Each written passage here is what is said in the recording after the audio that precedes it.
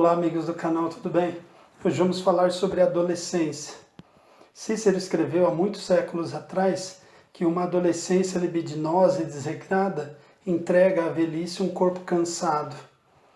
Obviamente, ele estava se referindo também a Aristóteles, que dizia que devemos usar a primeira parte de nossas vidas para tornar melhor a segunda, e não o contrário.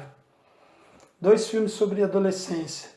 Primeiro, grande clássico, Juventude Transviada, de 1955. Eu devo dizer que os tradutores perderam a chance de deixar o título original desse filme, que seria Rebeldia Sem Causa, ou Rebelde Sem Causa. E eles colocaram Juventude Transviada, deu a entender que o filme tinha mais a ver sobre delinquência do que propriamente sobre adolescentes. Enfim, de qualquer forma, o grande astro desse filme é Jim Stark, interpretado pelo lendário James Dean. Ele faz o papel de um rapaz que é inconsequente, que tenta responder aos outros sempre com rebeldia. Ele claramente é o estereótipo do adolescente revoltado com o mundo e a culpa de todos os problemas dele são dos pais. Ele se mete em corridas de carro, e essas corridas são uma forma deles se autoafirmarem, é uma espécie de ritual de passagem.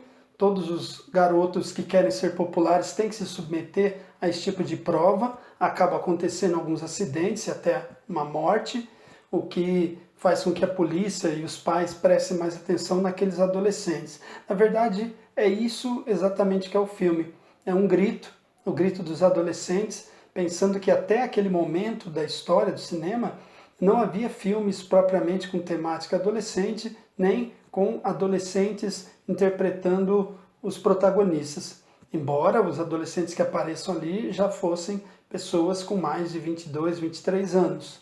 Então aqueles adolescentes lutam para não serem como seus pais, para não reproduzirem suas vidas que eles consideram patéticas. Eles sentem solidão, eles sentem insegurança e querem ter mais confiança, eles têm falta de confiança em si mesmos. Então tudo isso reflete no seu comportamento e eles transferem essa tensão, essa angústia para os adultos que os rodeiam. Eles se envolvem em grupos, andam em bandos porque eles querem pertencer a algum lugar. Isso está ligado à afirmação da sua identidade, ao desenvolvimento da sua própria autonomia enquanto sujeitos. Tudo isso para eles é uma resposta às dúvidas existenciais que eles têm. Dúvidas que vêm de algum lugar e os levam não sei para onde, mas eles se sentem perdidos no meio de todo esse processo e acabam reagindo de forma angustiada, em alguns casos até violenta, a esse turbilhão de sentimentos e sensações que eles sentem. O que eu posso dizer é que muito da briga daqueles adolescentes com os adultos tem a ver com enfrentar as autoridades para ocultar os seus próprios medos. É como aquele aluno que prefere brigar com o professor dizendo que não quer fazer a tarefa na lousa para esconder o fato de que ele não sabe fazer, para esconder esse medo ou essa vergonha. Então, tudo isso era um reflexo dessa juventude daquela época. O filme foi um grande sucesso porque os adolescentes acorriam às salas de cinema porque se sentiam pela primeira vez representados ali. O outro filme mais recente, um filme nacional, para mim uma joia do cinema nacional, gravado no Rio Grande do Sul, chama-se Antes que o Mundo Acabe, de 2009. É um filme singelo, uma produção modesta, mas que cumpre bem o papel de retratar a adolescência dos dias de hoje no Brasil, num contexto muito específico, numa cidade pequena, quase rural. Então, para aqueles adolescentes, os problemas sempre parecem maiores do que na verdade são. O protagonista chama-se Daniel, interpretado pelo Pedro Tergolina.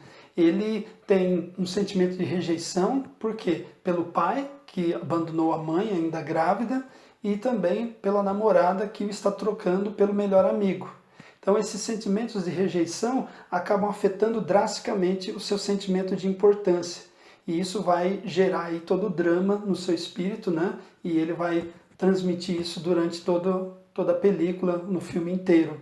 Então, por um lado, ele debate com essas questões morais, da infidelidade da namorada, da integridade do melhor amigo, que se envolve num roubo, e a busca pelo amor do pai, a aceitação do pai e esse novo reencontro, né? Ou esse reencontro com o pai. As suas dúvidas vão gerando o quê? Uma situação em que ele está sempre em contato com o seu abismo interior. Ele acaba ficando muito inseguro, muito em dúvida e acaba recorrendo, num determinado momento, à bebida. Então a embriaguez parece ser a saída mais imediata. Porém, depois da embriaguez vem a realidade. A realidade vem ainda com maior força. A ressaca do dia seguinte e ter que lidar com os problemas que não desapareceram só porque ele experimentou um porre. O erro, então, é um sinal de que alguma coisa precisa mudar. As mudanças indicam um passo rumo ao futuro, sem se esquecer do passado, mas deixar para trás aquilo que não serve, decididamente rumo a novas posturas, a novas atitudes que possam fazer surgir uma nova pessoa, né, de toda aquela situação. Então o amadurecimento do Daniel vem em que forma? Vem na forma de uma mudança de perspectiva, uma mudança de ponto de vista, tentando olhar o mundo com um pouco mais de seriedade. Aliás, o pai dele é um fotógrafo e num determinado momento o pai dele envia para ele os equipamentos de fotografia para que ele também registre o mundo no qual ele vive. A partir do momento que ele começa a registrar o mundo no qual ele vive, ele começa a perceber as nuances, as sutilezas, e aí ele também se percebe como um sujeito dentro desse mundo em processo de plena transformação. E aí se dá então o amadurecimento dele. Então os dois filmes, um da década de 50, outro mais recente, que indicam que os problemas da juventude, sobretudo da adolescência, são mais ou menos ali os mesmos e pode mudar o contexto, pode mudar a era, mas adolescente sempre é adolescente. É o que esses filmes mostram. E os problemas são mais ou menos os mesmos. Tem que ter paciência, porque é um processo. Em alguns casos demora mais, outros menos. É isso que tínhamos para dizer. Até o próximo vídeo.